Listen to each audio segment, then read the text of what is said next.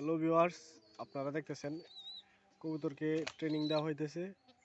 তো দুইটা কেন কবুতর, এটা অনেকে প্রশ্ন করতে পারেন। দুইটা রাখার কারণ হইলো একটাকে দেখা দেখি আরেকটা যেন আসে, ঠিক আছে? এই যে দেখেন, ওইটা পায়রা বাচ্চা মনে হয়, মেবি ওইটা পায়রা হইতে পারে। আর ওইটার সাথে ওইটা ওইটা পায়রি বাচ্চা মনে হইতেছে, এরকমই যেটা মনে হয় এটাই হয়ে যায়। তো ওই দুইটাকে আবার পুষাইবো, পিছন পিছন যেন উড়ে। দেখা যাক কতদিন লাগে ট্রেনিং করতে।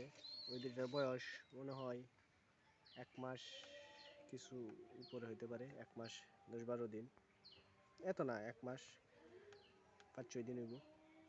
তো এখন আমার সাথে সাথেই রাখি, দেখা যাক কি হয় ভবিষ্যতে, আপনাদেরকে আপডেট অবশ্যই দিব। তো আমার ভিডিওগুলো ভালো লাগলে আমার চ্যানেলটি সাবস্ক্রাইব করে দিন। ধন্যবাদ।